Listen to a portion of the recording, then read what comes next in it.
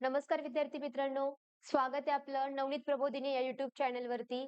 बऱ्याच विद्यार्थ्यांचं असं म्हणणं होतं, की तुमचे काही ऑनलाईन लेक्चर्स आहेत का? किंवा ऑनलाईन काही प्लॅटफॉर्म उपलब्ध आहे का? ज्याच्यावरून आम्ही काहीतरी अभ्यास करू शकतो किंवा लेक्चर करू शकतो.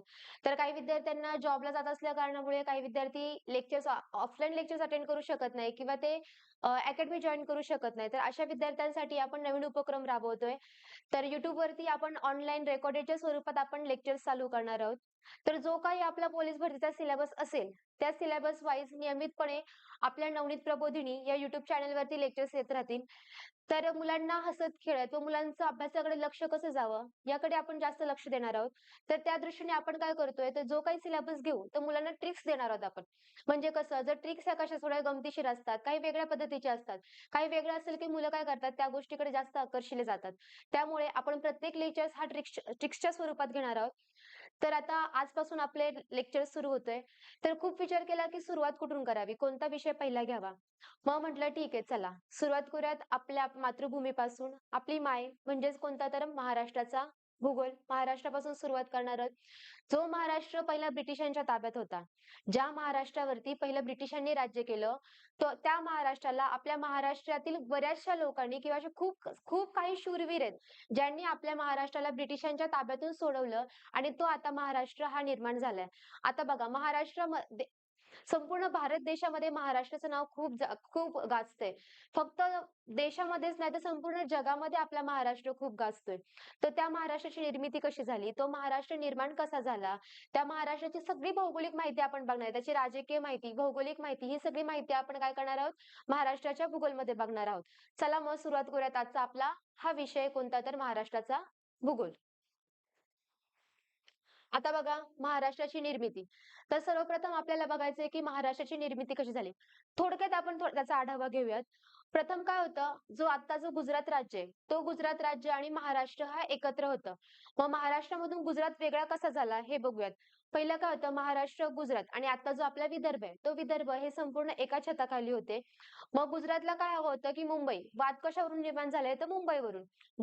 मुंबई गुजरात राज्यामध्ये हवी होती आणि आपल्या महाराष्ट्राला मुंबई ही महाराष्ट्रामध्ये हवी होती. मग त्याच्यानंतर काय झालं, मग स्थापन झाली द्विभाषिक मुंबई राज्याची. ठीक आहे. स्थापना कशाची झाली? द्विभाषिक मुंबई राज्य.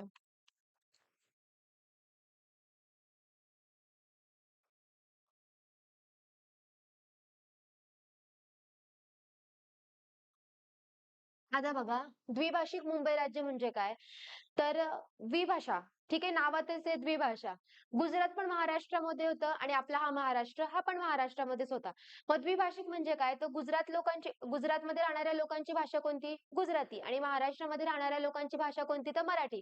मग गुजरातमधले गुजराती भाषा बोलणारे लोक आणि महाराष्ट्रातले मराठी भाषा बोलणारे लोक हे सगळे एका छताखाली आले म्हणून त्या राज्याला नाव कोणतं देण्यात आलं होतं तर द्विभाषिक मुंबई राज्य. मग आता द्विभाषिक मुंबई राज्याची निर्मिती कधी झालेली? तर ती निर्मिती झाली 1 नोव्हेंबर 1956 ला. ठीक आहे. कळतंय? बघा 1 नोव्हेंबर 1956 ला द्विभाषिक मुंबई राज्याची निर्मिती झाली. त्यामध्ये गुजरात, महाराष्ट्र आणि विदर्भ हे सगळे एका छताखाली होते. त्यानंतर ॲक्चुअलमध्ये महाराष्ट्राची निर्मिती कधी झाली? तर महाराष्ट्राची निर्मिती ही 1 मे 1 मे 1960 ला झाली. ठीक आहे.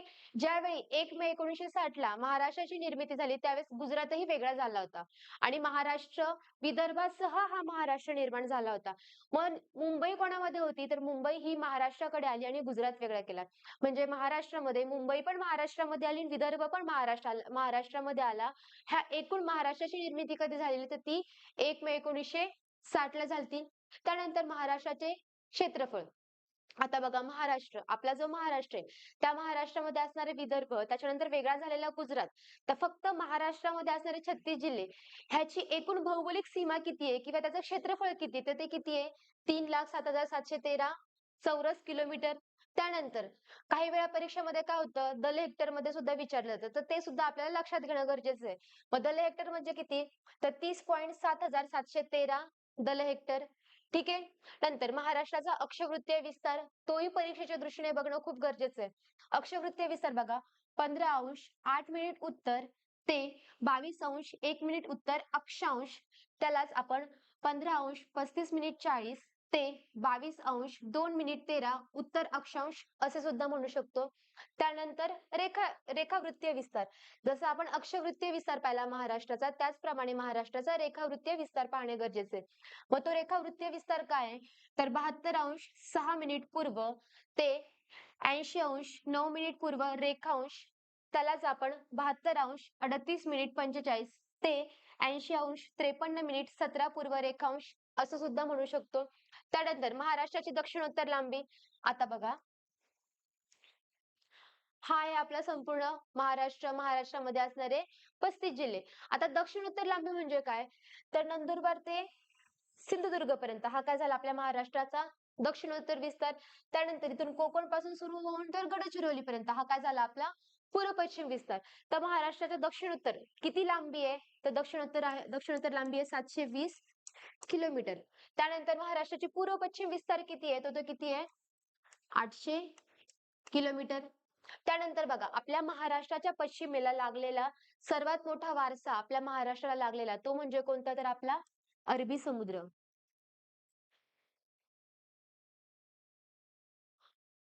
त्या अरबी समुद्राची महाराष्ट्राला एकूण किती लांबी लागली? तर तो किती किलोमीटर लांबीचा लागलाय? तो पण 720 किलोमीटर लांबीचा लागलाय. ठीक आहे, कळतंय. कळतंय का? बघा, महाराष्ट्राचा दक्षिणोत्तर विस्तार किती आहे? तर 720 किलोमीटर. महाराष्ट्राचा पूर्व पश्चिम विस्तार किती आहे? तर 800 किलोमीटर. आणि जर प्रश्न विचारला गेला की महाराष्ट्राला किती किलोमीटर लांबीचा सागरी किनारा लाभलाय, तर तो किती किलोमीटर लांबीचा लाभलाय? 720 किलोमीटर. ठीक आहे, आता पुढे बघू. आता बघा, सेम आपण बघितलं समुद्र किनाऱ्याची लांबी पण 720, त्याच्यानंतर दक्षिणोत्तर 720 आणि पूर्व पश्चिम 800 किलोमीटर. ठीक आहे. आता बघा, स्थान. स्थान म्हणजे काय? तर आपल्या महाराष्ट्राचं भारताच्या दृष्टीने काय स्थान आहे किंवा कोणत्या साईडला आपला महाराष्ट्र आहे भौगोलिक दृष्ट्या आपण बघतो. तर बघा, भारताच्या पश्चिम भागात अरबी समुद्रास लागून जो आपला भारत आहे, आपल्या भारताच्या पश्चिम दिशेला आणि अरबी समुद्राच्या पूर्वेस कोणता काय लागतो? तर आपला महाराष्ट्र लागतो. ठीक आहे, कळतंय महाराष्ट्राचं स्थान. त्यानंतर आता आपल्या महाराष्ट्राची लोकसंख्या किती आहे? त्यानंतर भारताच्या लोकसंख्येशी आपल्या महाराष्ट्राच्या लोकसंख्येचे प्रमाण किती आहे? किंवा महाराष्ट्रामध्ये जिल्हा परिषदा किती आहे? तालुके किती आहे? त्याच्यानंतर प्रशासकीय विभाग किती आहे? आपल्या महाराष्ट्राचा विधानसभा मतदारसंघ, विधान परिषद मतदारसंघ, लोकसभा, राज्यसभा या सगळ्या गोष्टी आपल्याला बघायच्या आहेत. एक एक करून आपण सगळं बघूयात. आता बघा, 2011च्या जनगणनेनुसार महाराष्ट्राची लोकसंख्या. आता 2011चंच का? तर आपल्या महाराष्ट्राची किंवा भारताची नुकतीच झालेली जनगणना कोणती आहे? तर 2011ची जनगणना झाली होती. त्याच्यानंतर आता जनगणना झाली नाही. त्याच्यामुळे आपण जे काही गोष्टी घेणार आहोत ते 2011च्या जनगणनेनुसार घेणार आहोत. तर बघा, 2011च्या जनगणनेनुसार महाराष्ट्राची लोकसंख्या किती आहे? 11,23,74,333. बघा, लक्षात ठेवा, आपल्या महाराष्ट्राची लोकसंख्या किती आहे? तर 11,23,74,333. त्यानंतर भारताच्या लोकसंख्येशी असणारे महाराष्ट्राचे प्रमाण म्हणजे भारताची जी काही लोकसंख्या आहे त्या लोकसंख्येच्या प्रमाणामध्ये महाराष्ट्राची लोकसंख्या किती टक्के? तर ती किती टक्के? 9.28%. ठीक आहे. त्याच्यानंतर महाराष्ट्राची राजधानी मुंबई, जी महाराष्ट्राची आर्थिक राजधानी सुद्धा आहे. कोणती? तर मुंबई. त्याच्यानंतर उपराजधानी कोणती आहे? नागपूर. नागपूर या ठिकाणी आपलं काय होतं? तर हिवाळी अधिवेशन सुद्धा होतं. ठीक आहे. आपलं हिवाळी अधिवेशन सुद्धा कुठे होतं? तर नागपूरला होतं. आणि मुंबई ही आपली आर्थिक राजधानी सुद्धा आहे. त्यानंतर विधानसभा मतदारसंघ. महाराष्ट्रामध्ये किती विधानसभा मतदारसंघ? तर किती आहेत? 288 विधानसभा मतदारसंघ. विधान परिषद मतदारसंघ विचारलं तर 78. त्यानंतर लोकसभा मतदारसंघ विचारलं तर 48 आणि राज्यसभा मतदारसंघ विचारलं तर 19. बघा, विधानसभा मतदारसंघ म्हटलं की 288, विधान परिषद मतदारसंघ म्हटलं तर 78, लोकसभा म्हटलं तर 48 आणि राज्यसभा म्हटलं तर 19. त्यानंतर बघा, महाराष्ट्रातील जिल्हे किती आहेत? तर 36 जिल्हे आणि जिल्हा परिषदा किती आहेत? तर 34. आता बघा, महाराष्ट्रामध्ये असणारे जिल्हे 36 आणि जिल्हा परिषदा 34 असं का? प्रश्न पडलाच पाहिजे. बघा, महाराष्ट्रामध्ये असणारे एकूण 36 जिल्हे आणि 34 जिल्हा परिषदा असं का? तर 34 जिल्हा परिषदा म्हणजे बघा, दोन आपल्या महाराष्ट्रामध्ये असणारे जिल्हे मुंबई शहर आणि मुंबई उपनगर हे संपूर्ण नागरी जिल्हे आहेत. त्यामुळे त्या जिल्ह्यांमध्ये नगर परिषदा आढळत नाही. त्यामुळे मुंबई शहर आणि मुंबई उपनगर वगळता जे बाकीचे राहतात जिल्हे, त्या सगळ्या जिल्ह्यांमध्ये काय? तर जिल्हा परिषदा. म्हणजे जिल्हा परिषदा किती जिल्ह्यांमध्ये येतात? तर 34. आणि महाराष्ट्रामध्ये असणारे जिल्हे किती? तर 36. त्यानंतर महाराष्ट्रामध्ये तालुके किती? तर 358 तालुके महाराष्ट्रामध्ये येतात. आता इथे बघा 355 प्लस प्लस 3 असं का घेतलंय? तर महाराष्ट्रामध्ये जे मुंबई शहर आणि मुंबई उपनगर आहे. मुंबई शहर हा संपूर्ण नागरी जिल्हा आहे. मुंबई शहरामध्ये जिल्हा परिषदा नाहीत आणि तालुके सुद्धा येत नाही. परंतु मुंबई उपनगरमध्ये 3 तालुके असे आहेत, की जे फक्त प्रशासकीय कामासाठी घेतले जातात. म्हणून 355 हे 34 जिल्ह्यांचे तालुके आणि 3 हे मुंबई उपनगरचे. म्हणजे एकूण तालुके किती विचारले तर किती येतात तर 358 तालुके. त्यानंतर महाराष्ट्रामध्ये ग्रामपंचायती किती आहे? तर 27,832 ग्रामपंचायती आहेत. त्यानंतर पंचायत समित्या किती आहेत? तर 351 पंचायत समित्या महाराष्ट्रामध्ये येतात. त्यानंतर महानगरपालिका किती आहेत? तर 29. आता बघा प्रश्न विचारला जाऊ शकतो. आता 29 महानगरपालिका, तर महाराष्ट्रातील 29वी महानगरपालिका कोणती आहे? तर ती कोणती आहे? जालना. आता 29वी महानगरपालिका जालना. मग 28वी कोणती आहे? आता ही झाली 29वी. मग 28वी कोणती आहे? तर 28वी आहे इचलकरंजी. ठीक आहे. 28वी महानगरपालिका इचलकरंजी. आता बघा याची एक गंमत सांगते. आता जे रिसेंटली जे पोलीस भरतीचे पेपर झाले, त्याच्यामध्ये मुंबईचा पेपर होता. त्याच्यामध्ये एक प्रश्न विचारण्यात आला होता, की महाराष्ट्राची 28वी महानगरपालिका. ऑप्शनला इचलकरंजी होतं. पहिलाच ऑप्शन होता इचलकरंजीचा. काही मुलांनी पटकन पुढचा प्रश्न न वाचता ऑप्शनला पटकन 1 नंबरचा ऑप्शन इचलकरंजी दिसला, 1 नंबरचा गोल केला. परंतु प्रश्न काय होता, की महाराष्ट्राची 28वी महानगरपालिका ही कोणत्या जिल्ह्यात आहे? प्रश्न काय विचारला होता, की 28वी महानगरपालिका ही कोणत्या जिल्ह्यामध्ये आहे? मुलांनी कोणता जिल्हा हा प्रश्न न वाचताच ऑप्शनला असणारे इचलकरंजी पटकन केलं. दुसराच ऑप्शन होता कोल्हापूर, पण कोल्हापूर न वाचता मुलांनी इचलकरंजी वाचून पहिला ऑप्शन केला. त्याच्यामुळे पेपर सॉल्व्ह करताना कधीच गडबडून जायचं नाही. प्रश्न व्यवस्थित नीट वाचायचा, त्याच्यानंतरच आन्सर द्यायचं. ठीक आहे. पुढे बघा आता नगर परिषदा. महाराष्ट्रामध्ये एकूण असणाऱ्या नगर परिषदा किती आहेत? तर 241. नगरपंचायती किती आहेत? 128 आणि कटक मंडळे किती आहेत? तर 7 आहेत. ठीक आहे. जे छावणी क्षेत्र असतात ते किती आहेत? तर महाराष्ट्रामध्ये 7 आहेत. त्यानंतर पुढे हा आहे आपला महाराष्ट्र. आता बघा आपला महाराष्ट्र. महाराष्ट्राच्या पश्चिमेला आपण बघितलं अरबी समुद्र लागलाय, परंतु महाराष्ट्राच्या उत्तरेला, पूर्वेला आणि दक्षिणेला कोणते कोणते राज्य आहेत? कोणत्या ना कोणत्या राज्यांची सीमा लागलेलीच असेल. मग ते राज्य कोणते आहेत किंवा त्या राज्यांना कोणते कोणते जिल्हे लागलेत हे आपल्याला आता सविस्तर बघायचंय. आता शेजारील राज्य बघा, महाराष्ट्राच्या वायव्येस गुजरात राज्य, दादरा नगर हवेली आणि दीव दमण हे केंद्रशासित प्रदेश येतात. त्याच्यानंतर उत्तरेस मध्य प्रदेश, पूर्वेस व ईशान्येस छत्तीसगड, आग्नेयेस तेलंगणा आणि दक्षिणेस कर्नाटक व गोवा हे राज्य येतात. आता बघा महाराष्ट्राच्या पश्चिमेस अरबी समुद्र, आग्नेयेस बंगालचा उपसागर व दक्षिणेस हिंदी महासागर आहे. त्याच्यानंतर महाराष्ट्राला एकूण 6 राज्य व 1 केंद्रशासित प्रदेशाची सीमा लागली. आता त्या 6 राज्य आणि 1 केंद्रशासित प्रदेश कसा? तर 1 केंद्रशासित प्रदेश कोणता? तर दादरा नगर हवेली दीव दमण. हे राज्य नसून तर हे केंद्रशासित प्रदेश आहे. दादरा नगर हवेली आणि दीव दमण वगळता एकूण 6 राज्यांना महाराष्ट्राची सीमा लागली. मग कोणत्या राज्याला किती कोणत्या कोणत्या जिल्ह्यांची सीमा लागली आहे ते आपण बघू. पहिले इथे आपण नकाशावरती बघूयात की कोणत्या राज्याला कोणती सीमा लागली किंवा कोणतं राज्य महाराष्ट्राच्या कोणत्या दिशेला येते हे आपण बघूयात. ठीक आहे. आता बघा महाराष्ट्राचा आग्नेयेला कोणतं राज्य येतं? तर आग्नेयेला तेलंगणा. त्याच्यानंतर महाराष्ट्राच्या पूर्वेला कोणतं आहे? छत्तीसगड.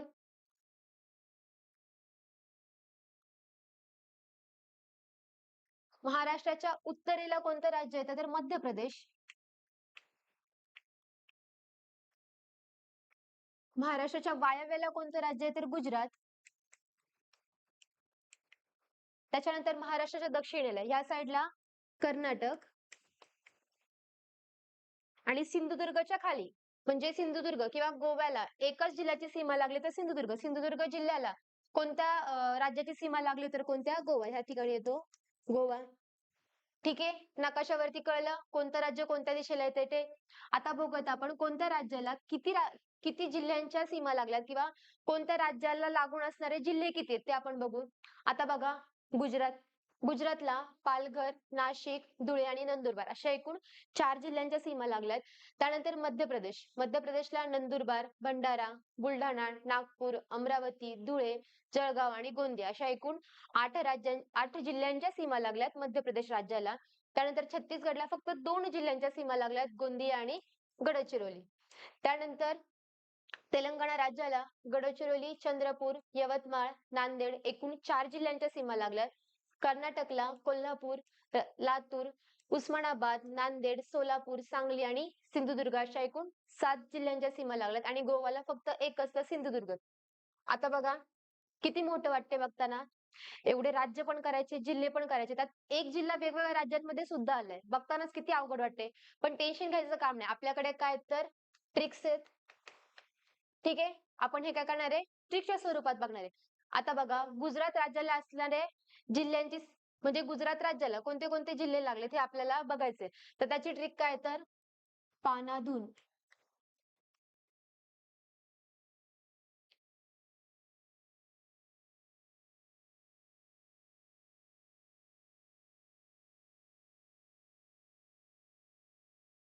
गुजरात राज्याला असणारे जिल्हे त्याची ट्रिक काय तर पानाधून. ठीक आहे. बघा पावरून पालघर, नावरून नाशिक, धुवरून धुळे आणि नवरून नंदुरबार.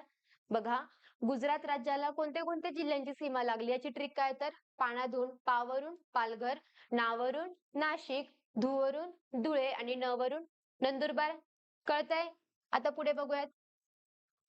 त्यानंतर मध्य प्रदेश. मध्य प्रदेश हे असं राज्य आहे की ज्या राज्याला महाराष्ट्राची सर्वाधिक सीमा लागली किंवा महाराष्ट्रातील सर्वात जास्त जिल्ह्यांची सीमा कोणत्या राज्याला लागली तर ती कोणत्या लागली आहे? मध्य प्रदेशला लागली. आता बघा याची ट्रिक काय तर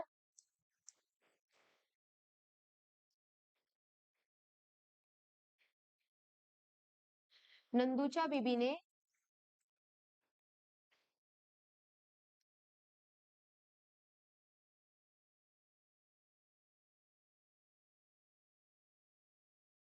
आनंदात धूप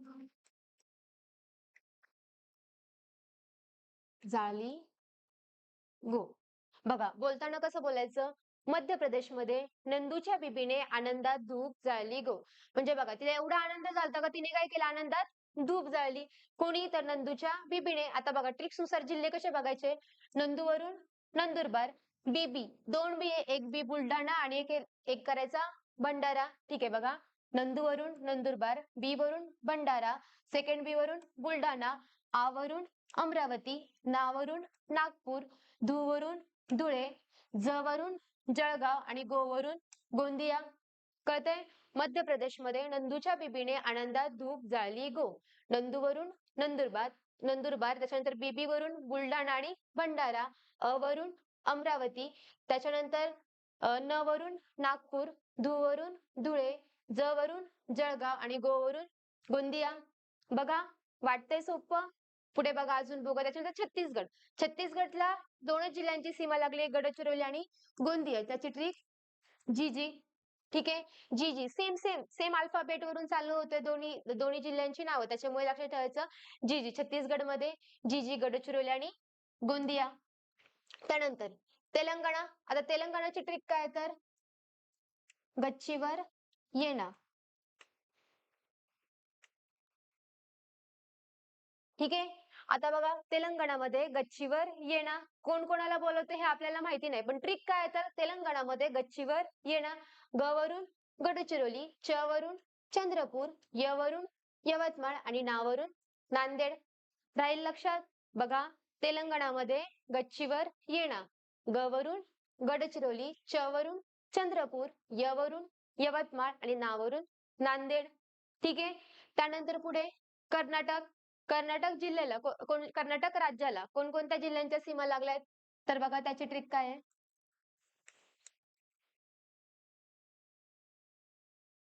कोल्ह्याला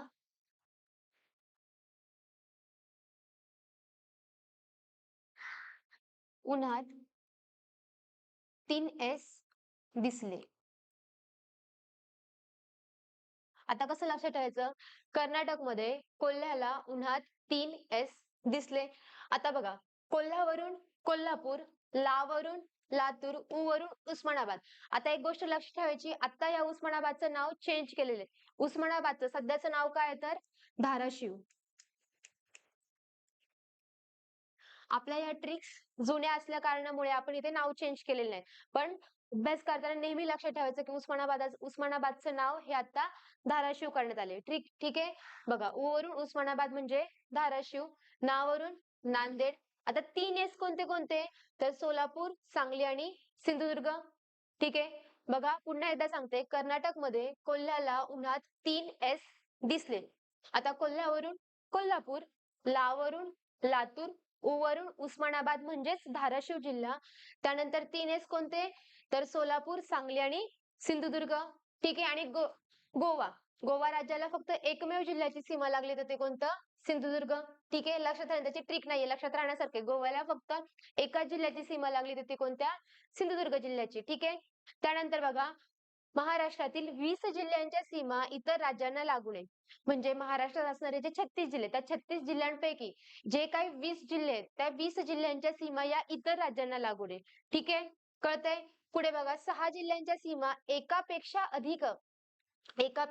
अधिक राज्यांना लागू नये.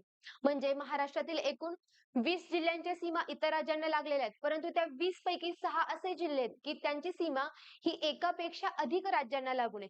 आता आपण बघा, ट्रिक्स बघितली किंवा जिल्हे बघताना आपण पाहिले, काही काही जिल्हे असे आलेले आहेत की एकापेक्षा अधिक राज्यांना लागलेले आहेत. ते किती जिल्हे असे? तर 6 जिल्हे. ठीक आहे. कळतंय का? आता पुढे प्रशासकीय विभाग. ठीक आहे. आता आपण काय काय बघितलं? महाराष्ट्राला लागलेले राज्य पाहिले. कोणत्या राज्याला कोणत्या कोणत्या जिल्ह्यांच्या सीमा लागतात ते पाहिलं. महाराष्ट्रामध्ये असणारे एकूण जिल्हे किती आहेत?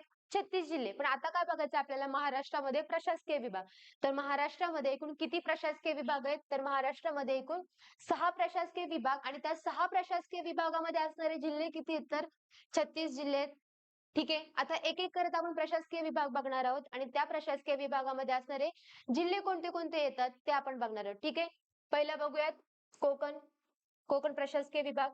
आता बघा, कोकण प्रशासकीय विभागामध्ये असणारे जिल्हे कोणते कोणते आहेत? तर पालघर, ठाणे, मुंबई उपनगर, मुंबई शहर, रायगड, रत्नागिरी, सिंधुदुर्ग, अशा एकूण 7 जिल्ह्यांचा समावेश कशामध्ये होतो? कोकण प्रशासकीय विभागामध्ये. बघा, आपल्या सह्याद्री पर्वताच्या पूर्वेस आणि आपल्या सह्याद्री पर्वताच्या पश्चिमेस आणि अरबी समुद्राच्या पूर्वेस जो काही असा चिंचोळा भाग येतो, असा दांड्यासारखा आकार आहे, तो कोणता आहे? तर आपला कोकण विभाग. तर संपूर्ण कोकण विभागामध्ये दांड्यासारखा जो आकार दिसतो, त्याला वरती पालघर पासून तर खाली सिंधुदुर्ग पर्यंत जेवढे काही सगळे जिल्हे येतात, ते जिल्हे कशामध्ये येतात? तर कोकण प्रशासकीय विभागामध्ये येतात. त्यानंतर पुणे प्रशासकीय विभाग. पुणे प्रशासकीय विभागामध्ये कोणते कोणते जिल्हे येतात? पुणे, सातारा, सांगली, कोल्हापूर आणि सोलापूर, असे एकूण 5 जिल्हे पुणे प्रशासकीय विभागामध्ये येतात. त्यानंतर नाशिक प्रशासकीय विभाग. नाशिक प्रशासकीय विभागामध्ये नाशिक, अहमदनगर, धुळे, नंदुरबार, जळगाव असे एकूण 5 जिल्हे येतात. त्यानंतर नागपूरमध्ये नागपूर, वर्धा, भंडारा, गोंदिया, गडचिरोली आणि चंद्रपूर असे एकूण 6 जिल्हे येतात. त्यानंतर अमरावती प्रशासकीय विभाग. अमरावतीमध्ये अमरावती, बुलढाणा, अकोला, वाशिम, यवतमाळ असे एकूण 5 जिल्हे येतात. ठीक आहे. त्याच्यानंतर औरंगाबाद. आता बघा, औरंगाबाद नसून तर त्याचं नाव काय आहे? छत्रपती संभाजीनगर. ठीक आहे. औरंगाबाद जिल्ह्याचं हे नाव चेंज झालंय, नाव बदलण्यात आलंय, आणि औरंगाबाद जिल्ह्याचं सध्याचं नाव काय आहे? तर छत्रपती संभाजीनगर. ठीक आहे. मग आता छत्रपती संभाजीनगर या प्रशासकीय विभागामध्ये कोणते कोणते जिल्हे येतात? तर पहिला येतो छत्रपती संभाजीनगर.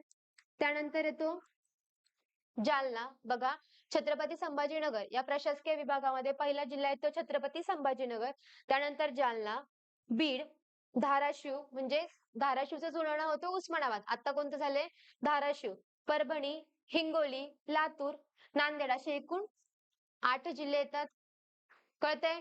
बघा, महाराष्ट्रामध्ये एकूण 6 प्रशासकीय विभाग आहेत. त्या 6 प्रशासकीय विभागामध्ये 36 जिल्ह्यांचे विभाजन हे करण्यात आलेले आहे. आता कोणते कोणते प्रशासकीय विभाग पाहिले आपण? कोकण, पुणे, नाशिक, नागपूर, अमरावती आणि छत्रपती संभाजीनगर. ठीक आहे. असे एकूण आपण 6 प्रशासकीय विभाग पाहिले. बघा, प्रश्न विचारला जाऊ शकतो की महाराष्ट्रातील क्षेत्रफळाच्या दृष्टीने सर्वात मोठा प्रशासकीय विभाग कोणता आहे? तर सर्वात मोठा प्रशासकीय विभाग कोणता आहे? तर छत्रपती संभाजीनगर. ठीक आहे. किंवा प्रश्न असाही विचारला जाऊ शकतो की महाराष्ट्रातील कोणत्या प्रशासकीय विभागामध्ये सर्वात जास्त जिल्हे येतात, किंवा कोणत्या प्रशासकीय विभागामध्ये सर्वाधिक जिल्ह्यांचा समावेश होतो, तो कोणता आहे? छत्रपती संभाजीनगर. ठीक आहे. हे लक्षात ठेवायचंय. आता पुढे बघा, आता आपण प्रशासकीय विभाग पाहिले, प्रशासकीय विभागांमध्ये असणारे 36 जिल्हे पाहिले. पण ज्यावेळी 1 मे 1960 किंवा त्याच्या अगोदर 1960 ला महाराष्ट्राची निर्मिती झाली, त्यावेळी महाराष्ट्रात 36 जिल्हे होते का? तर नव्हते. महाराष्ट्रामध्ये 36 जिल्हे नव्हते. मग महाराष्ट्रामध्ये किती जिल्हे? मग महाराष्ट्र होत गेलं. एका जिल्ह्यातून त्याचं विभाजन होत गेलं. मग कोणत्या जिल्ह्यातून कोणता जिल्हा वेगळा झालाय, हे आता आपल्याला बघायचंय. किंवा महाराष्ट्रामध्ये ज्यावेळेस जिल्ह्यांचं विभाजन झालं नव्हतं, त्या जिल्ह्यांच्या विभाजनाच्या अगोदर महाराष्ट्रामध्ये एकूण किती जिल्हे होते, किती तालुके होते, या सगळ्या गोष्टी आता आपल्याला बघायच्या आहेत. बघा आता, जुना जिल्हा रत्नागिरी. रत्नागिरी या जिल्ह्याचे विभाजन होऊन कोणत्या जिल्ह्याची निर्मिती झाली, तर सिंधुदुर्ग जिल्ह्याची निर्मिती झाली. त्यानंतर औरंगाबाद, इथे काय आहे? छत्रपती संभाजीनगर.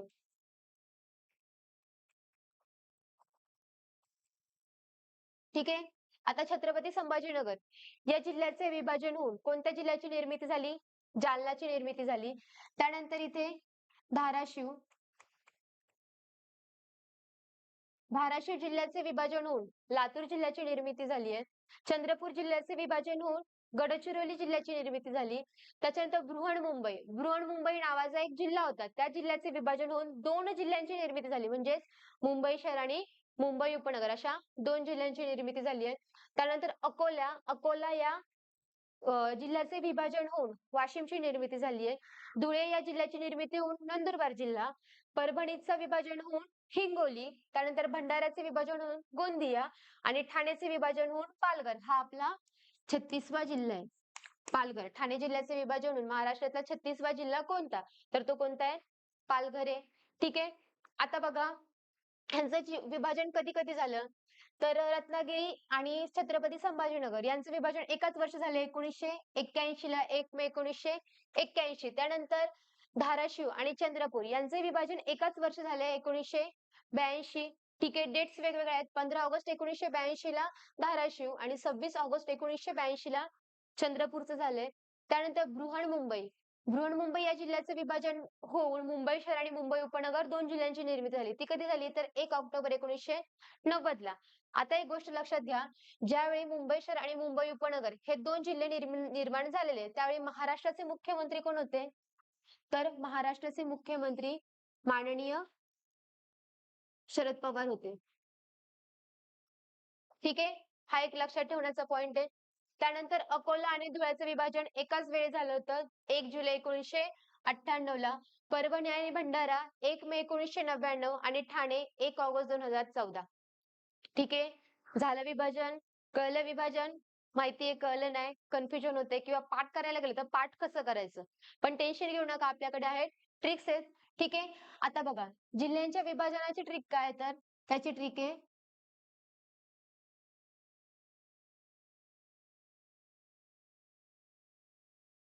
सजला गड मुंबईचा व नंदही गोपाला. ठीक आहे. ट्रिक काय आहे, म्हणजे जिल्ह्यांच्या विभाजनाची ट्रिक काय, तर सजला गड मुंबईचा व नंदही गोपाला. आता ही ट्रिक प्रत्यक्षात कशी वापरायची ते बघूयात. बघा, स वरून सिंधुदुर्ग,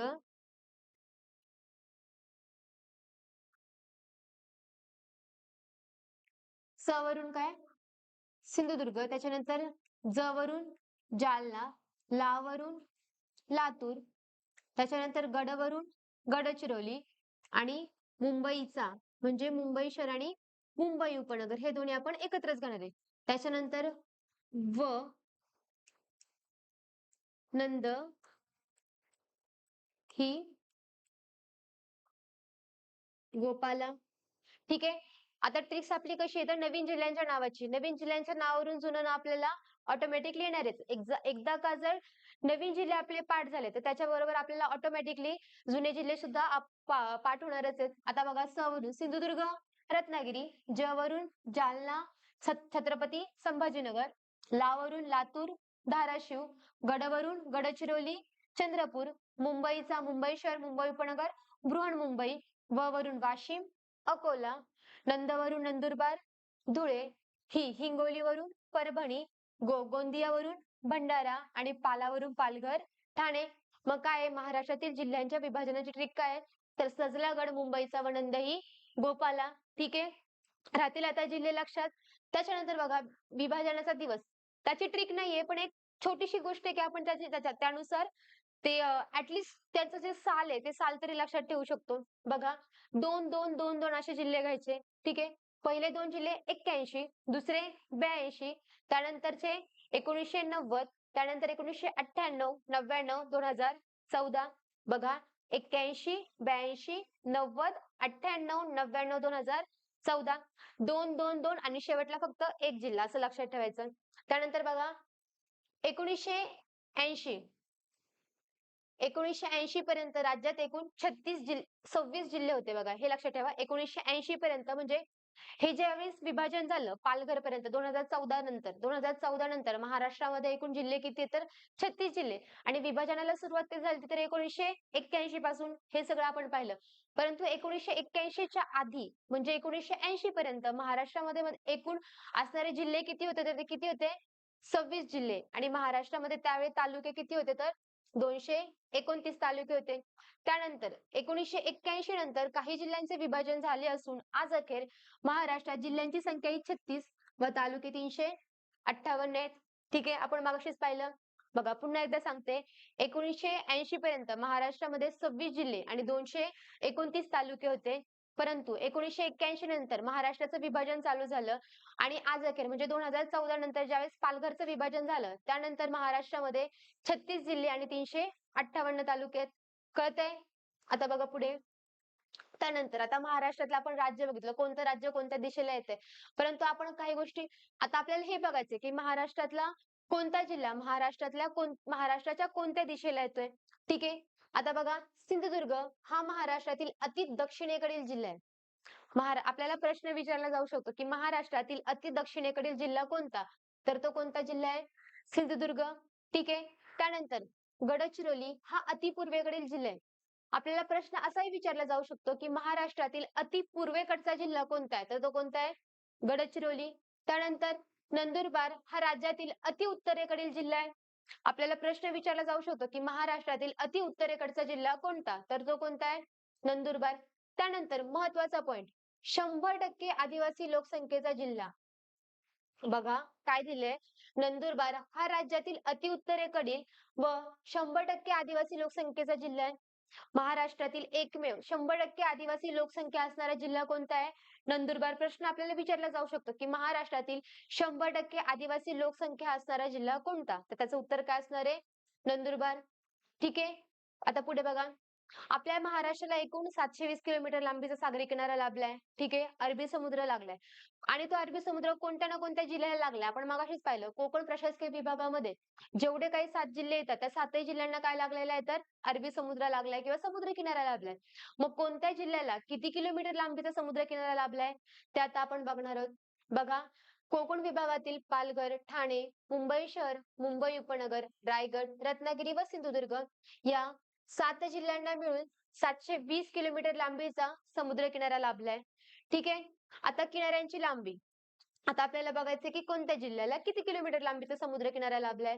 तर रत्नागिरीला 237 किलोमीटर लांबीचा समुद्र किनारा, रायगड 122, सिंधुदुर्ग 120, मुंबई शहर व मुंबई उपनगर मिळून, मुंबई शहर आणि मुंबई उपनगर यांना सेपरेट नाही तर मुंबई शहर आणि मुंबई उपनगर मिळून 114 किलोमीटर लांबीचा समुद्र किनारा लाभलाय. पालघर 102 आणि ठाणे 25 किलोमीटर. ठीक आहे, यात प्रश्न कसा विचारला जाऊ शकतो बघा. महाराष्ट्रामध्ये सर्वाधिक सागरी किनारा किंवा सर्वाधिक समुद्र कोणत्या जिल्ह्याला लागलाय तर कोणत्या? रत्नागिरी. किती किलोमीटर? 237 किलोमीटर. त्यानंतर पुढचा प्रश्न असाही विचारला जाऊ शकतो की महाराष्ट्रामध्ये सर्वात कमी समुद्र किनारा किंवा सर्वात कमी सागरी किनारा हा कोणत्या जिल्ह्याला लागलाय तर तो कोणत्या? ठाणेला. किती? 25 किलोमीटर. ठीक आहे, उतरता क्रमही विचारला जाऊ शकतो, तोही लक्षात ठेवायचा आहे. त्यानंतर बघा, आता बघा आपण महाराष्ट्राची निर्मिती बघितली, महाराष्ट्राची निर्मिती कशी झाली, त्याच्यानंतर महाराष्ट्राचे क्षेत्रफळ, महाराष्ट्रामध्ये महाराष्ट्राला एकूण किती राज्यांच्या सीमा लागल्यात, कोणतं राज्य महाराष्ट्राच्या कोणत्या दिशेला आहे, महाराष्ट्राला कोणता समुद्रकिनारा लागलाय, त्याच्यानंतर महाराष्ट्रामध्ये असणारे 36 जिल्हे पाहिले, महाराष्ट्रामध्ये असणारे 6 प्रशासकीय विभाग पाहिले. पण आता आपल्याला काय बघायचंय की काही राज्यातील प्रशासकीय विभागांचा काय बघायचंय, क्षेत्रफळानुसार उतरता क्रम बघायचा आहे.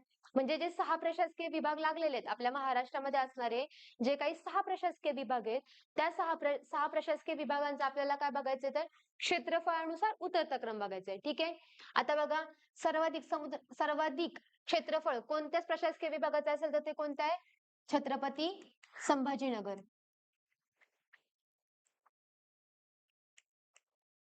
आपल्या या ट्रिक्स खूप जुन्या असल्या कारणामुळे आपण इथे प्रत्येक ट्रिक्स मध्ये औरंगाबाद आणि उस्मानाबाद घेतलेले आहे. त्याच्यामुळे इथे ज्यावेळी अभ्यास कराल किंवा ज्यावेळी व्हिडिओ बघाल त्यावेळेस करेक्शन करून घ्या की जिथे जिथे औरंगाबाद आहे तिथे छत्रपती संभाजीनगर असेल आणि जिथे जिथे उस्मानाबाद असं नाव जर आलं असेल तर तिथं काय असेल?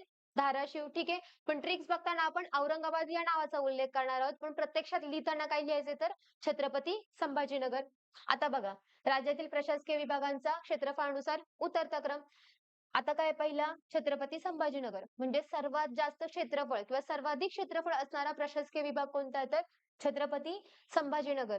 त्यानंतर दुसरा नागपूर, तिसरा पुणे, त्यानंतर पहिला छत्रपती संभाजीनगरला सर्वाधिक लांबीचं काय लागलेले क्षेत्रफळ लाभलेले किंवा सर्वाधिक लांबीचा भूभाग कोणत्या प्रशासकीय विभागाने व्यापला आहे तो कोणता? छत्रपती संभाजीनगर. दुसरा कोणता आहे? नाशिक. तिसरा पुणे, त्यानंतर चौथा नागपूर, पाचवा अमरावती आणि सहावा कोकण. कोकण हा असा प्रशासकीय विभाग आहे की ज्याचं क्षेत्रफळ सर्वात कमी आहे आणि छत्रपती संभाजीनगर हा असा प्रशासकीय विभाग आहे की ज्याचं क्षेत्रफळ हे सर्वाधिक आहे. ठीक आहे. बघा, त्यानंतर राज्यातील प्रशासकीय विभागांचा तालुक्यांच्या संख्येनुसार क्रम. ठीक आहे. इथे पण सेम. सर्वात जास्त असणारे तालुके कोणत्या प्रशासकीय विभागामध्ये येतात तर ते येतात छत्रपती संभाजीनगर.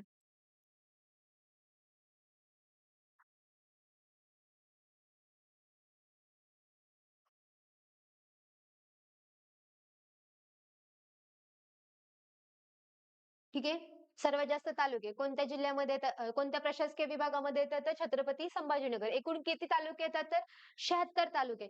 इथे कन्फ्युज व्हायचं नाही. छत्रपती संभाजीनगर प्रशासकीय विभागामध्ये 76 तालुके येतात. एवढं लक्षात ठेवा, जिल्ह्यामध्ये नाही. त्यानंतर दुसरा कोणता आहे? नागपूर, 64 तालुके. तिसरा प्रशासकीय विभाग पुणे, 58 तालुके. चौथा प्रशासकीय विभाग अमरावती, 56 तालुके. पाचवा प्रशासकीय विभाग नाशिक, 54 तालुके. आणि सहावा प्रशासकीय विभाग कोकण, 50 तालुके. ठीक आहे. बघा, क्षेत्रफळाच्या दृष्टीने मोठा जिल्हा बोलला तर कोणता? छत्रपती संभाजीनगर. क्षेत्रफळाच्या दृष्टीने छोटा प्रशासकीय विभाग बोलला तर कोकण. त्याच्यानंतर सर्वाधिक तालुक्यांची संख्या कोणत्या प्रशासकीय विभागामध्ये येणार आहे तर तोच त्याचा आन्सर सुद्धा छत्रपती संभाजीनगर असणार आहे. आणि सर्वात कमी तालुके कोणत्या प्रशासकीय विभागामध्ये येतात तर त्याचा आन्सर काय असणार आहे? कोकण असणार आहे. ठीक आहे. त्याच्यानंतर राज्यातील जिल्ह्यांचा क्षेत्रफळानुसार उतरता क्रम. ठीक आहे. आपण काय पाहिलं? प्रशासकीय विभागांचा क्षेत्रफळानुसार उतरता क्रम. पण आता आपल्याला काय बघायचंय तर राज्यातील जिल्ह्यांचा क्षेत्रफळानुसार उतरता क्रम बघायचा आहे. तर बघा, सर्वात मोठं क्षेत्रफळ किंवा सर्वात मोठा जिल्हा कोणता आहे तर अहमदनगर. ठीक आहे. त्याच्यानंतर दुसरा पुणे, तिसरा नाशिक, चौथा सोलापूर आणि पाचवा गडचिरोली. त्यानंतर राज्यातील जिल्ह्यांचा क्षेत्रफळानुसार चढता क्रम म्हणजे ज्या जिल्ह्यांचं कमी क्षेत्रफळ आहे त्या कमी पासून ते जास्त पर्यंत असं म्हणजे काय? चढता क्रम. तर बघा, सर्वात कमी क्षेत्रफळ कोणाचं आहे? मुंबई शहर. त्यानंतर मुंबई उपनगर, भंडारा, ठाणे, हिंगोली आणि वाशिम. बघा, मुलांचं सर्वाधिक कन्फ्युजन कुठे होतं की मुंबई शहर की मुंबई उपनगर. म्हणजे पहिला सर्वात कमी क्षेत्रफळ मुंबई शहरचं आहे काय मुंबई उपनगरचं आहे? तर नेहमी लक्षात ठेवायचं, सर्वात कमी क्षेत्रफळ हे मुंबई शहरचं आहे आणि त्याच्यापेक्षा थोडं जास्त कोणाचं आहे तर मुंबई उपनगरचे आहे. बघा, आता प्रशासकीय विभागांचा क्षेत्रफळानुसार क्रम पाहिला, त्याच्या तालुक्यांनुसार क्रम पाहिला, त्याच्यानंतर महाराष्ट्रात येणाऱ्या जिल्ह्यांचा क्षेत्रफळानुसार उतरता क्रमही पाहिला आणि चढता क्रमही पाहिला. दिसतं ना किती कन्फ्युजन होते. तेच ते जिल्हे काही वेळा रिपीट झालेत. कोणता जिल्हा कुठे काय काहीच कळत नाही. बरोबर की नाही? कन्फ्युजन होणारच आहे. माहिती आहे, कन्फ्युजन हे 100% होणारच आहे. पण बघा, आपल्याकडे काय ट्रिक्स आहेत. आता बघा, राज्यातील प्रशासकीय विभागांचा क्षेत्रफळानुसार उतरता क्रम. त्याची ट्रिक काय तर बघा, त्याची ट्रिक काय तर औना, पुणा, अकेले. ठीक आहे. राज्यातील प्रशासकीय विभागांचा क्षेत्रफळानुसार उतरता क्रम. त्याची ट्रिक काय तर औना, पुना, अकेले. ठीक आहे. कोणाला बोलवताय काही माहिती नाही, पण ट्रिक काय आहे? औना, पुना, अकेले. औवरून औरंगाबाद. औरंगाबाद आपण ट्रिक्स मागाशी सांगितलं, आपण ट्रिक्स आपल्या फार जुन्या असल्या कारणामुळे आपण ट्रिक्समध्ये प्रत्येक ठिकाणी औरंगाबाद असं घेतलेलं आहे. परंतु ट्रिक्स लक्षात ठेवताना जरी तुम्ही औरंगाबाद या नावावरून ठेवली, परंतु प्रत्यक्षात औरंगाबाद हे नाव नाहीये. त्याचं नाव आता काय तर छत्रपती संभाजीनगर. हे कायम लक्षात ठेवायचं. ठीक आहे. औवरून औरंगाबाद म्हणजे छत्रपती संभाजीनगर. नावरून नाशिक, पुवरून पुणे, नावरून नागपूर, अवरून अमरावती आणि अकेले क वरून काय तर कोकण. ठीक आहे. राहील लक्षात. बघा पुन्हा एकदा सांगते. राज्यातील प्रशासकीय विभागांचा क्षेत्रफळानुसार उतरता क्रम. त्याची ट्रिक आहे औना, पुना, अकेले. ठीक आहे. वरून औरंगाबाद, नावरून नाशिक, पुवरून पुणे, नावरून नागपूर, अवरून अमरावती आणि क वरून कोकण. ठीक आहे. राहील लक्षात. होणार आहे आता कन्फ्युजन. कन्फ्युजन 100% सांगते मी. ऍटलीस्ट थोडं तरी कन्फ्युजन कमी होणार आहे. ज्यावेळेस तुम्ही ट्रिक्स नुसार बघाल ना, त्यावेळेस तुमचं थोडं थोडं कन्फ्युजन हे कमी होणार आहे. आणि काय रे, तुम्हाला आज सगळ्यांना असं वाटणार आहे की बाबा एवढा मोठा सिलेबस आहे, आता करायचं कसं? टेन्शन अजिबात घ्यायचं नाही. जोपर्यंत भीती आहे ना, भीती मनातली, ती भीती पहिली घालून टाकायची. आपण आणि आपल्या पुढे येणारे हे यश, यामध्ये उभी असणारी सगळ्यात मोठी गोष्ट कोणती माहितीये? ती म्हणजे भीती. जोपर्यंत मनातली भीती घालवणार नाही, तोपर्यंत आपल्याला काहीच शक्य नाही. जेव्हा मनातली भीती जाईल, त्यावेळेस बघा बरं, समोर एक नदी आहे आणि आपण उभे राहिलोय. काठावरतीच उभं राहून जर आपल्याला नदीची पातळीच माहिती नाही, उभे राहूनच म्हणतो की बापरे, पडलो बिडलो मी तर आणि मेलो बिलो तर. अरे पण जोपर्यंत तू उडीच मारत नाही, त्याशिवाय तुला कळणार आहे का त्या नदी किती खोल आहे? किंवा ती खोलच नसेल तर? ज्यावेळेस तू उडी मारशील, ऍटलीस्ट पहिला हातपाय तरी हलवायला शिकशील. एकदा हातपाय हलवायला शिकला का माणूस पोहायला आपोआप शिकतोच. म्हणून पहिलं सुरुवात तरी करा. मनातली सगळ्यात आधी मनातली भीती काढा. या जगामध्ये सगळ्यात मोठी कोणती गोष्ट असेल तर ती फक्त काय आपला मेंदू आहे. त्याच्यामुळे मेंदू जेवढं आपण पॉझिटिव्ह राहू, जेवढं आपण सकारात्मक गोष्टीकडे वळू, जेवढ्या सकारात्मक गोष्टी आपण बघू, तेवढंच काय होणार आहे, आपलं यश सुद्धा आपल्याला लवकर भेटणार आहे. त्याच्यामुळे माझं होईन का? मला येणार आहे का? आता काही-काही मुलं 2-2 वर्ष झाले ते करतात आहे. मी नवीनच सुरुवात केली आहे, मला होणार आहे का? काही मुलांचं असं असतं, की मी 2 वर्ष केलं तरी मला होत नाही. अरे पण तू असा विचारच का मनात आणतोय, की तुला होत नाही? होणार ना, होणार. यावर्षी सगळ्यांनी ठरवा, नवीन असू किंवा जुनं असू, नाही मी होणार आहे. याच अटेम्प्ट मध्ये मला व्हायचंय. म्हणून काही करून स्वतःमध्ये पॉझिटिव्हिटी आणा, तो पॉझिटिव्ह विचार ठेवा. तुम्ही एकदा पॉझिटिव्हिटी ठेवली, की पुढे सुद्धा सगळ्या येणाऱ्या गोष्टी या सकारात्मकच असणार आहेत, पॉझिटिव्हच असणार आहेत. त्यामुळे सगळ्यात आधी मनातली ती भीती काढून टाका. त्याच्यानंतर बघा पुढे आता राज्यातील प्रशासकीय विभागांचा तालुक्यांच्या संख्येनुसार क्रम. ठीक आहे. म्हणजे कोणत्या प्रशासकीय विभागामध्ये सर्वाधिक तालुके आहेत, त्या सर्वाधिक तालुक्यांपासून सर्वात कमी तालुके कोणत्या प्रशासकीय विभागामध्ये ते बघायचे. ठीक आहे. त्याची ट्रिक बघा काय सेमच आहे. वरची जी ट्रिक आहे आपली क्षेत्रफळाची, त्याच्यानुसारच ही ट्रिक आहे, फक्त थोडासा चेंज आहे त्याच्यामध्ये. बघा ही ट्रिक काय तर औना, पुअ, ना, कु. बघा आपल्या महाराष्ट्रामध्ये बघा कामानिमित्त किंवा रोजगारासाठी वेगवेगळ्या राज्यातून लोक येतात. ठीक आहे. मुंबई आपल्याकडे असल्यामुळे लोकांना काय होतं, इथे जास्त रोजगार निर्माण होतो. त्याच्यामुळे बाकीच्या राज्यातली लोक काय होतात तर आपल्या महाराष्ट्रामध्ये येतात. मग ते आल्यानंतर ते लोक काय करतात, मराठी शिकण्याचा प्रयत्न करतात आणि शिकलंच पाहिजे. मराठी महाराष्ट्रामध्ये येणाऱ्या प्रत्येक माणसाला मराठी ही आलीच पाहिजे. बरोबर की नाही? ते लोक काय करतात, मराठी शिकण्याचा प्रयत्न करतात किंवा आपण त्यांच्यावरती हे करतो, की नाही मराठी बोललंच पाहिजे. मग ते लोक मराठी बोलण्याचा प्रयत्न करतात. पण त्यांना स्पष्ट आपण जशी मराठी बोलतो तशी मराठी त्यांना जमते का? तर नाही जमत. थोडी तुटकी-फुटकी बोलते किंवा त्यांचा प्रोनान्सिएशन वेगळं येतं, त्यांचा ऍसेट वेगळा येतो. मग बघा ह्याच्यामध्ये बघा आता सेम आपण वरचीच म्हणू शकतो, की "आवना पुना अकेले." पण बोलताना कसं ते बोलू शकतो, की "आवना पुअ नाको." ठीक आहे. बोलायचंय काय तर "आवना पुना आवना पुणे को." पण ते बोलणार कसं? "आवना पुअ नाको." ठीक आहे. हे काय तर तालुक्यांच्या संख्येनुसार क्रम आहे. आता बघा वरून औरंगाबाद म्हणजे छत्रपती संभाजीनगर, नावरून नागपूर, पुवरून पुणे, वरून अमरावती, नावरून नाशिक, कोवरून कोकण. राहील लक्षात. बघा पुन्हा एकदा सांगते. राज्यातील प्रशासकीय विभागांचा तालुक्यांच्या संख्येनुसार क्रम वरून औरंगाबाद म्हणजे छत्रपती संभाजीनगर, नावरून नागपूर, पुवरून पुणे, वरून अमरावती, नावरून नाशिक आणि कोवरून कोकण. ठीक आहे. आता बघा या दोन ठिकाणी कन्फ्युजन एका ठिकाणी होणार आहे, नागपूर आणि नाशिक. ज्यावेळी आपण क्षेत्रफळानुसार क्रम बघतो, ज्यावेळी आपली ट्रिक असते औना पुन्हा अकेले, औना पुन्हा अकेले, अकेले एकटं ज्यावेळेस असणार त्यावेळेस नावरून पहिलं काय घेणार तर नाशिक. आणि जेव्हा दुसरी ट्रिक असते आपली राज्यातील तालुक्यांच्या औ ना पु अ ना को, ज्यावेळेस मी तुम्हाला सांगितलं की बाहेरच्या राज्यातले लोक येऊन काय बोलतात तर औ ना पु अ ना को, त्यावेळेस पहिलं काय येणार आहे तर नागपूर. ठीक आहे. लक्षात लक्षात राहील. बघा, ज्यावेळी औना पुन्हा अकेले जेव्हा आपण कोणाला तरी एकट्याला बोलवतो त्यावेळेस दुसऱ्या नंबरला काय करणार आहे आपण नाशिक. आणि ज्यावेळी औना पु अ नाको बाहेरील राज्यातील लोक आपल्या इथे येऊन बोलण्याचा प्रयत्न करतात त्यावेळी काय करणार आहे आपण नागपूर.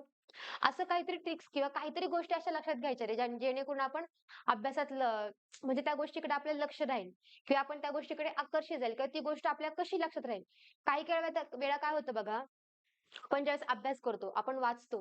वाचलेल्या गोष्टी काही वेळा लक्षात राहत नाही. पण काही गोष्टींना ऐकलेल्या किंवा आपल्याला कोणीतरी सांगितलेल्या असतात ना, त्या गोष्टी बरोबर लक्षात राहतात. पण ज्यावेळेस आपण पेपरला जातो ना, तर काही प्रश्न आपल्याला येतात. आपण काही काही वेळा बोलतो बघा, की हां, मी तुक्का लावून सॉल्व्ह करून आलो आणि ते माझं बरोबर आलं. पण ते खरं तर तुक्का लावून सॉल्व्ह केलेलं नसतं. ते कुठून तरी ऐकलेलं असतं किंवा डोळ्याखालून गेलेलं असतं. आणि पेपरमध्ये काही वेळा काय होतं, की कोणीतरी आपल्याला काहीतरी सांगितलेलं असतं. काहीतरी वेगळ्या पद्धतीने सांगितलं असतं पेपरला आपल्याला हां, यानी हे आपल्याला अशा-अशा पद्धतीने सांगितलं होतं. एक वेळ वाचलेलं लक्षात राहणार नाही, पण ते सांगितलेल्या गोष्टी आपल्याला व्यवस्थित लक्षात येतात आणि त्या आपल्या कायमस्वरूपी लक्षात राहतात. त्याच्यामुळे कोणी आपल्याला काही अभ्यासाबद्दल सांगत असेल, तर त्याच्याकडे कानाडोळा करू नका. बघा, एखादी व्यक्ती जर आपल्याला जीव तोडून सांगत असेल ना, की काहीतरी करा किंवा हे करू नको किंवा हे कर. हे असं केल्याने हे होणार आहे किंवा ते असं केल्याने ते होणार आहे. तर ती व्यक्ती ना आपल्याला मार्गदर्शन करत नसते रे. ती व्यक्ती खरं तर आहे ना स्वतःच सेल्फ अनालिसिस करत असते किंवा ती सेल्फ टॉक करत असते. म्हणजे ती स्वतःशीच बोलत असते. त्या व्यक्तीने काहीतरी अनुभव घेतलेला असतो. त्या गोष्टीतून ती व्यक्ती गेलेली असते आणि आपण त्या गोष्टीकडे जाऊ नये, या गोष्टीकडे ती व्यक्ती आपल्याला सांगत असते, की नाही, या ठिकाणी मी गेले होते, इथे मी चुकले होते, पण तू चुकला नाही पाहिजे. त्यामुळे जर एखादा व्यक्ती आपल्याला जीव तोडून कोणत्या गोष्टी सांगत असेल, काही गाईड करत असेल, तर ते मनापासून ऐका. का तर त्या व्यक्तीने त्या चुका केल्या होत्या आणि आपण त्या चुका करू नयेत म्हणून ती व्यक्ती आपल्याला काहीतरी सांगत असते. उगाचच कोणीतरी आपल्याला शहाणपणा देतोय असं समजून त्या गोष्टीकडे कानाडोळा करणं सोडून द्या. ठीक आहे. त्याच्यानंतर बघा राज्यातील जिल्ह्यांचा क्षेत्रफळानुसार उतरता क्रम. ठीक आहे. म्हणजेच महाराष्ट्रामध्ये सर्वात जास्त क्षेत्रफळ असणारा जिल्हा कोणता आहे? तर तो कोणता आहे तर अहमदनगर. ठीक आहे. सर्वाधिक क्षेत्रफळ असणारा जिल्हा कोणता? अहमदनगर. त्याच्यानंतर पुणे, नाशिक, सोलापूर आणि गडचिरोली. ठीक आहे. आता त्याची ट्रिक काय बघा.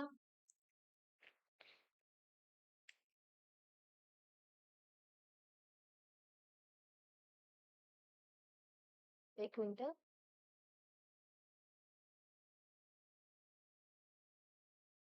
ह्याची ट्रिक काय तर अपुना सॉन्ग. आता बघा आपण कधी-कधी मित्र-मैत्रिणींबरोबर असं गप्पा मारत असतो, ठीक आहे. त्यावेळी आपण बोलता-बोलता ना काही वेळा भाईगिरीच्या गोष्टी करतो. भाईगिरीचे आपले शब्द येतात. त्यावेळेस आपण एकमेकांना बोलतो बघा, "ये तो अपना सॉन्ग है भाई." त्याच गोष्टी लक्षात ठेवायचं. काय तर अपुना सॉन्ग. अ वरून अहमदनगर, पु वरून पुणे, ना वरून नाशिक, सो वरून सोलापूर आणि ग वरून गडचिरोली. ठीक आहे.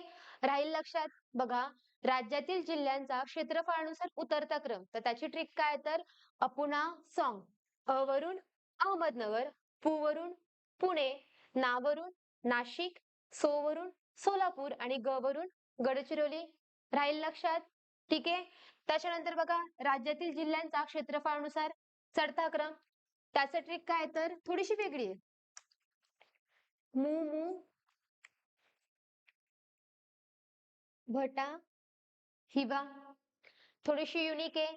पण काय रे, आपल्याला परीक्षेत जायचंय, आपल्याला ती परीक्षा टॅकल करायची, आपल्याला पास व्हायचंय. काही करून आपल्याला भरती व्हायचंय. मग कुठूनही काहीतरी ट्रिक घ्यायची, जेणेकरून आपल्या लक्षात राहील. आपलं मेन मोटिव्ह काय आहे तर भरती व्हायचंय. मग कुठून तरी काहीतरी आपल्या लक्षात राहणार येणार आहे. म्हणून काहीतरी ही ट्रिक काहीतरी तयार करायचं. ती कोणती तर मुमू, भटा, हिवा. मू वरून बघा, पहिलं म्हणजे सर्वात कमी क्षेत्रफळ असणारा जिल्हा कोणता आहे महाराष्ट्रातील? तो कोणता आहे? मुंबई शहर. दुसरा मू, मुंबई उपनगर. भ वरून भंडारा, ठा वरून ठाणे, ही वरून हिंगोली आणि वा वरून वाशिम. ठीक आहे. बघा पुन्हा एकदा सांगते. राज्यातील जिल्ह्यांचा क्षेत्रफळानुसार चढता क्रम. सर्वात कमी क्षेत्रफळ असणारा जिल्हा मुंबई शहर आणि दुसरा मू वरून मुंबई उपनगर, भ वरून भंडारा, ठा वरून ठाणे, ही वरून हिंगोली, वा वरून वाशिम. राहील लक्षात? कन्फ्युजन होऊ देऊ नका. कोणती ट्रिक आपण कोणत्या ठिकाणी वापरली हे याकडे लक्ष द्या. आणि ज्या ट्रिकनुसार तुम्ही जर खरंच अभ्यास करायला सुरुवात केली तर बघा तुम्हाला खरंच पॉझिटिव्हिटी दिसेल. तुमच्यामध्ये तुम्हाला बदल झालेला दिसेल. आणि बघा तुम्हाला त्याच्यामध्ये काहीतरी बदल जाणवतोय का स्वतःमध्ये, स्वतःच्या अभ्यासामध्ये? नक्की कमेंट्स करून सांगा. त्यानंतर बघा जिल्ह्यातील आता काय बघितले आपण? जिल्हे बघितले, राज्यातले किंवा आपल्याला लागलेले राज्य बघितले, प्रशासकीय विभाग बघितले. आता काय बघायचंय आपल्याला, की आपल्या महाराष्ट्रामध्ये असणारे 36 जिल्हे, त्या 36 जिल्ह्यामध्ये एकूण किती तालुके येतात ते आपल्याला बघायचंय. ठीक आहे. आता बघा पहिलं 16 तालुके. ठीक आहे. म्हणजे 16 तालुके असणारे महाराष्ट्रामध्ये जिल्हे किती आहेत? तर 2 जिल्हे आहेत. कोणते? यवतमाळ आणि नांदेड. त्यानंतर 15 तालुके असणारे जिल्हे कोणते? नाशिक, रायगड, जळगाव आणि चंद्रपूर असे 4 आहेत. त्यानंतर 14 तालुके असणारे जिल्हे कोणते आहेत? अमरावती, अहमदनगर, पुणे आणि नागपूर. ठीक आहे. 13 तालुके असणारे बुलढाणा. 13 तालुके असणारा एकमेव जिल्हा आहे कोणता? बुलढाणा. नेहमी लक्षात ठेवायचं. 13 तालुके असणारा जिल्हा बुलढाणा. त्यानंतर 12 तालुके असणारे गडचिरोली आणि कोल्हापूर. 11 तालुके असणारे जिल्हे सातारा, सोलापूर आणि बीड. त्यानंतर 10 तालुके असणारे लातूर, सांगली. 9 तालुके असणारे इथं औरंगाबाद नाही, छत्रपती संभाजीनगर.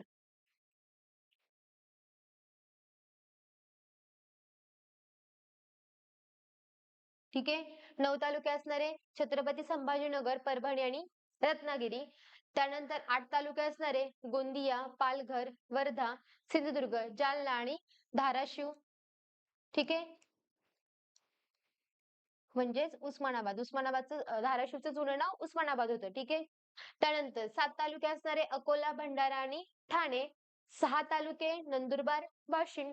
5 तालुके हिंगोली. 8 तालुके धुळे आणि 3 तालुके असणारे मुंबई उपनगर. प्रशासकीय कामासाठी ते 3 तालुके आहेत. ठीक आहे. आता बघा एवढं बघितलं. ठीक आहे. किती किती वेगळं वाटतंय बघा. बघतानाच असं वाटतं की नको रे बाबा बास. नको हा अभ्यासच नको. ठीक आहे. ट्रिकच्या स्वरूपात बघणार आहे आपण. ठीक आहे. अभ्यास करताना आपोआप गोडी ही वाढणारच आहे तुमची बघा. आता 16 तालुके. त्याची ट्रिक काय तर येणा. ठीक आहे. 16 तालुक्याची ट्रिक काय तर येणा. य वरून यवतमाळ आणि ना वरून नांदेड. ठीक आहे. आपण काय केलंय मोठ्या तालुक्यांपासून तर छोट्या तालुक्या म्हणजे सर्वाधिक तालुक्यांपासून तर कमी तालुक्यांपर्यंत असं उलट बघतोय. ठीक आहे. मग 16 तालुक्यांची ट्रिक काय तर येणा, यवतमाळ आणि नांदेड. त्यानंतर 15 तालुके. त्याची ट्रिक काय तर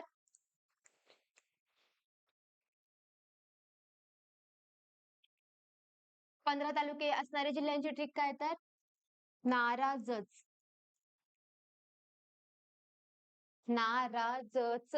नावरून नाशिक, रावरून रायगड, जवरून जळगाव आणि च वरून चंद्रपूर. बघा लक्षात राहील.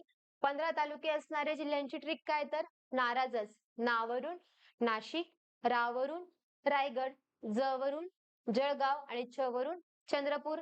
ठीक आहे. राहील लक्षात.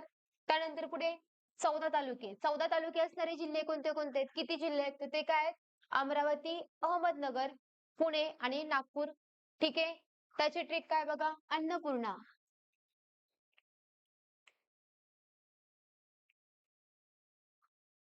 आता बघा वरून अमरावती. आपण अहमदनगरला नगर असं म्हणून सुद्धा बोलतो. ठीक आहे. बोलताना आपण काही काही वेळा नगर असं सुद्धा उच्चार करतो. ठीक आहे. पण न वरून नगर असं लक्षात ठेवायचं म्हणजे अहमदनगर. पु वरून पुणे आणि ना वरून नागपूर. राहील लक्षात किती तालुके आहेत तर 14 तालुके. त्यानंतर मावशी सांगितलं 13 तालुके बुलढाणा. ठीक आहे. 13 तालुके असणारे जिल्हा किती तर एकमेव जिल्हा कोणता आहे तो बुलढाणा. त्याची काही ट्रिक नाही एकच जिल्हा असल्या कारणामुळे. त्याच्यानंतर 12 तालुके गडचिरोली आणि कोल्हापूर. त्याची ट्रिक बघा काय आहे.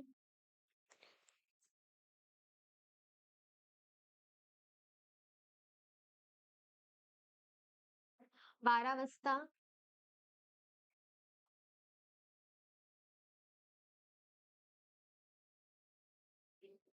12 वाजता गडावर कोल्हे ओरडतात. असं आपण कोणाला काहीतरी सांगतोय ह्या दृष्टीने लक्षात ठेवायचं. काय तर 12 वाजता गडावर कोल्हे ओरडतात. 12 वाजता का तर 12 तालुके, गडावरून गडचिरोली आणि कोल्ह्यावरून कोल्हापूर. राहील लक्षात. 12 वाजता गडावर कोल्हे ओरडतात. 12 तालुके असल्या कारणामुळे 12, गडावरून गडचिरोली आणि कोल्ह्यावरून कोल्हापूर. त्यानंतर पुढे बघा. आता बघा 11 तालुके असणारे जिल्हे किती आहेत? 3 आहेत. कोणते कोणते? सातारा, सोलापूर, बीड. त्याची ट्रिक कोणती पाहिली आपण? सासो बी. ठीक आहे. 6 वरून सातारा, वरून सोलापूर आणि बी वरून बीड. हे कोणते होते तर 11 तालुके. म्हणजे 11 तालुके कोणत्या जिल्ह्यामध्ये? त्याची ट्रिक काय तर सासो बी.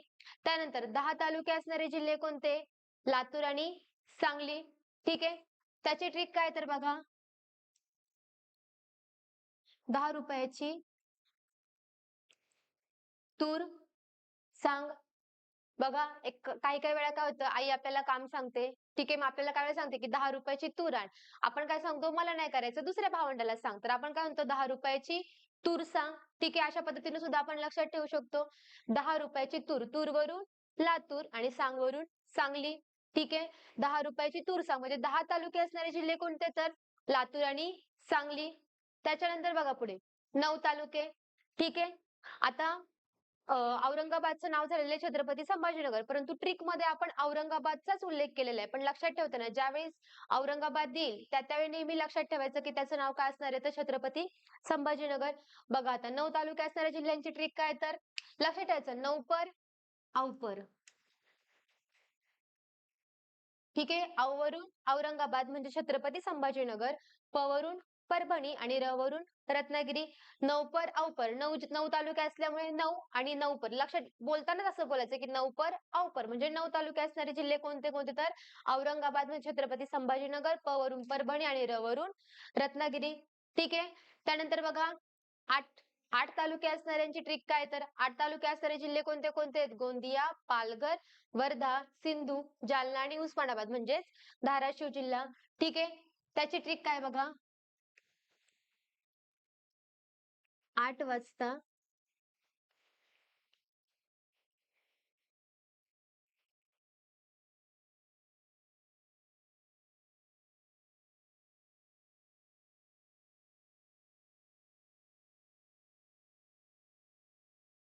बघा 8 तालुके